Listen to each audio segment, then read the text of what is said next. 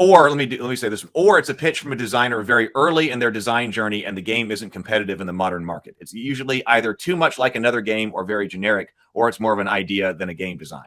That strikes me as everyone too. I mean, I suppose whether you're trying to pitch books or whether you're trying to pitch games or you're trying to pitch scientific articles.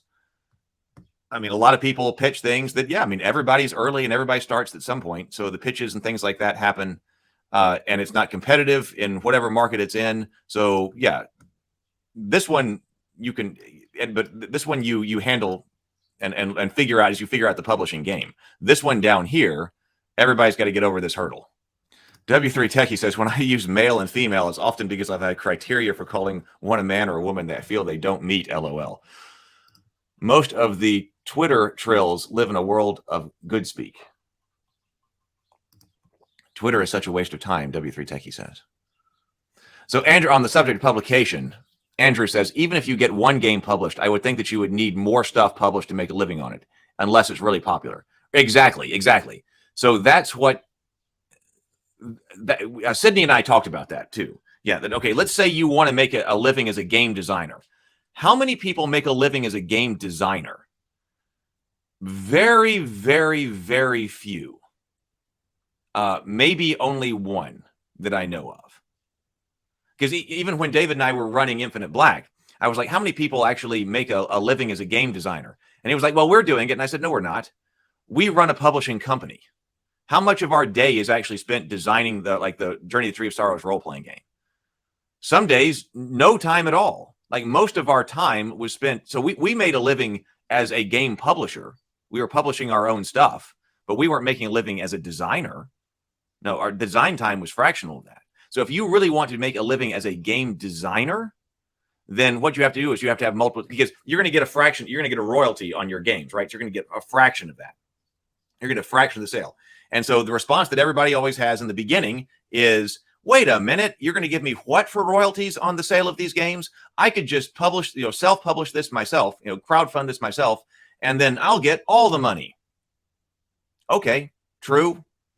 Give it a try. Do you know what you all of a sudden stopped doing? Game design. You all of a sudden decided to start up a game publishing company. Yeah. And so most people, if you actually really want to be a game designer and you're really good at game designing, should you be running a publishing company? Arguably, no. So, but after you've been through that, because there are a lot of game companies that publishing companies that start and then people publish one or two games and they go, oh my God, that was a lot of work. And I didn't even actually get to design games. I'm constantly dealing with publication issues. So this sucks. I'm stopping. And I don't blame them. But then they realized, well, now I understand why the royalty percentage on any particular game is low. But if I really want to be a game designer, then I need to have my own catalog of 20 to 30 games that are published with one publishing company or across many. And then when they sell, I'm getting a small royalty on each. And then all of that together makes up an aggregate living, right, that you can live off. But there are very, very few people who do that. Maybe only one. Good morning. Good morning. See, Michael. Good morning, Michael. Michael says, war may be an extension of politics, but most war games don't focus on the conditions that led to war. They just focus on the combat aspects, no politics included. See, that's why I would want more discussion. See, that's all. See, I agree with that. That, okay, if we sit here and if my brother and I sit down and we play the Kings of War, like we're talking about, and play with the nephews, and I'm playing, hey, let's just play this battle between orcs and high elves. How useful is it to say that we're playing a political game? I don't think very useful. And that's why we're stretching language or stressing that word to a point where, since it's so encompassing, that it's not giving us any meaningful or much, if any, arguably no meaningful content with that word and what it actually means. Andrew says, so much of the entertainment art seems subsidized by family or by side hustles. Many name comic pros have side teaching gigs or other work. Yes. I don't know gaming world, but I guess it's similar. Yeah. I mean, very few people make a living in tabletop gaming, and even the large companies are small. Sydney talked about that. How many people were indie boards and cards? It's only a very, very small handful. And that makes them one of the larger ones, like 6, or was it 6 people or something like that? James Bacon says, completely agree. Speculative writing, whether game, film, or novel, needs to take publishing conventions into account. Yeah, the amount of game creators who subsist entirely on game creation is vanishingly small, especially in the indie scene. There are only a handful of knaves and shadow darks. Sarah says, I wish you would say female designer or male designer, because hearing a female repeated several times sounds dehumanizing. I'm sure that he meant. I am sure he means nothing by it, but incels and pick me bro dudes have made that speech pretty hair raising.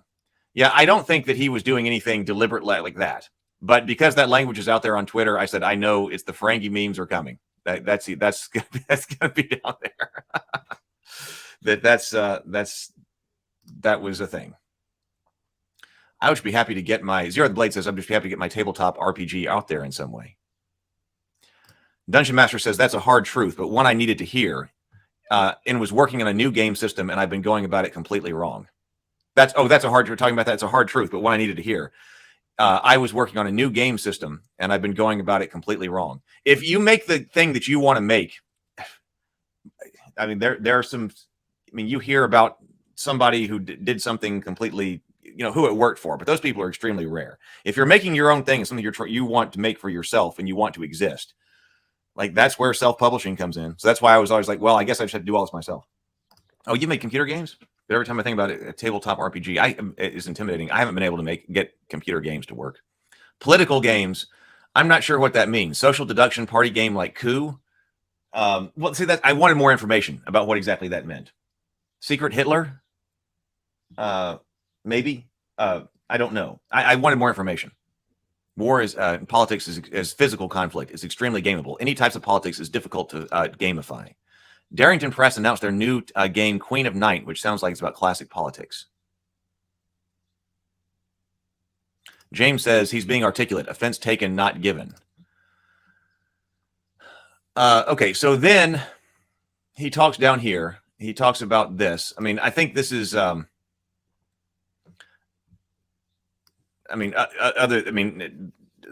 material here, I don't think people jumped on this particular section all that much.